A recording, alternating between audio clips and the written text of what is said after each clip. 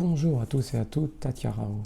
Ravi de vous retrouver sur ma chaîne YouTube, Renonci Vie, consacrée au cinéma, prolongement de mon blog, le cinéma de Renonci Vie en partage.blog.fr. Petit résumé des épisodes précédents d'abord. Nous avons démarré un voyage à travers les festivals du film d'hiver en ligne. Nous avons d'abord donc entamé ce petit voyage par les films environnementaux à travers les festivals du film de Metz et de Poitiers. Ensuite, nous sommes allés voir un festival de films documentaires en Suède, festival du court à Bordeaux. Ensuite, Luchon, Cognac et Nantes, pour notamment une session italienne à Nantes. Aujourd'hui, nous allons aller un peu plus loin, à Austin, à Glasgow et à Dublin, avant de se pencher plus particulièrement sur le Festival international du film des droits humains de Genève et le cinéma de réel, festival organisé par la Bibliothèque publique d'information de Beaubourg. Voilà pour le programme. Alors démarrons tout de suite par le Festival du film d'Austin, le South by Southwest Festival, qui a décerné plusieurs prix. Alors, à chaque fois que je vous donne des films, vous pouvez voir donc les affiches de ces films sur mon blog, ainsi que celles des festivals. Ce ne que quelques éléments du palmarès que je vous donne, mais pas l'intégralité. Alors, le prix spécial du jury pour la meilleure réalisation, en catégorie court-métrage de fiction, pour Les Grandes Claques d'Annie Saint-Pierre, un film qui parle de la solidarité intergénérationnelle un soir de Noël. Film qui a également obtenu le prix spécial de reconnaissance du jury MEL, Support de Shorts. Le prix du grand jury pour le meilleur long métrage, quant à lui, a été accordé à The Fallout de Megan Park, qui traite d'une adolescente à la vie bouleversée par une tragédie dans son lycée. À Glasgow s'est tenu également un festival, vu par plus de 37 000 personnes, ce qui est considérable. Donc le 2021 Audience Award Winner a été attribué à Sweetheart de Marley Morrison, l'histoire d'une adolescente dans un camp de vacances familial. À Dublin s'est tenu également en début d'année, je vous en parle maintenant parce que je ne l'avais pas cité à l'époque, un festival dont vous pouvez voir le palmarès également.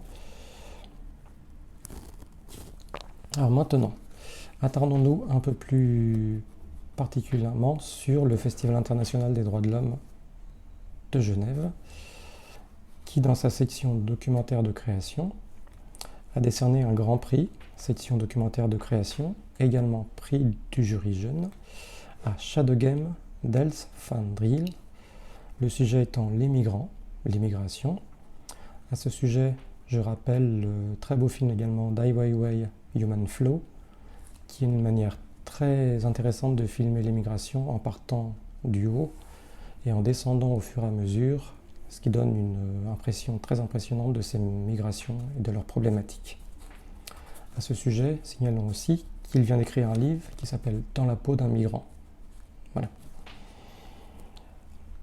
Dans la section fiction, le Grand Prix section et droits humains, également prix du jury jeune fiction, pour Les Racines du monde, de Bia Masuren Davaha, qui raconte l'histoire d'un garçon mongol et de sa famille. Dans la section grand reportage, le film Coded Bias de Shalini Kanheprega. Il s'agit d'une histoire très intéressante aussi, de l'histoire d'amour, on peut dire, entre l'intelligence artificielle et les libertés. Comment les deux peuvent s'accorder ensemble. Le prix du public a été accordé à Dear Future Children de Franz Baum, qui narre l'histoire de 3 jeunes engagés, chacun dans 3 domaines différents, l'environnement, contre la corruption et pour la démocratie. Le prix du jury des Edge Artopie a été attribué à Petite fille de Sébastien Lipschitz, un documentaire qui a eu un grand succès également en France et dans d'autres festivals. Pourquoi je vous parle plus spécifiquement de ce festival des droits humains de Genève? Parce qu'il a différentes activités, hormis cette section festivalière. Il agit également pour les jeunes hospitalisés, Il fait des ateliers en milieu carcéral. Il agit également auprès des centres d'hébergement pour migrants, pour la culture à l'hôpital en général. Donc voilà, c'est pour cela que je voulais vous parler un peu plus spécifiquement de ce festival. Le cinéma du réel, organisé par la BPI de Beaubourg, a une programmation très pointue, un peu à l'image de ce centre d'art très connu et très réputé. Cette année, donc, le Grand Prix Cinéma du réel a été attribué à The Inheritance de Ephraim Azili, qui est un petit peu l'histoire du croisement entre un mouvement, le Move Organization de Philadelphie, avec les Black Matters, mouvement dont on a beaucoup parlé l'année dernière et dont on continue de parler. Un prix dans ce festival est attribué par l'Institut français. Alors là, c'est le futur professeur de FLE qui parle. Attribué à L'état des lieux, suradressé à 11h. C'est un film qui parle du poète, qui évoque le poète Frank Venaille, poète disparu. Ce festival est très intéressant aussi parce qu'il attribue un jury des bibliothèques et un prix pour le patrimoine culturel immatériel, qui cette année a été attribué au corrido de Yoshino Okutari. C'est un film qui parle d'un personnage très connu dans les boîtes de striptease au Japon. Un personnage érotique féminin très impressionnant. Voilà pour cette section un peu plus, j'allais dire, focalisée sur 2 festivals. Je vous retrouverai bien sûr pour d'autres. Il y a le mois de mars, comme vous pouvez le voir, était très riche en festivals. Je vous en ai donné un aperçu pour la plupart d'entre eux.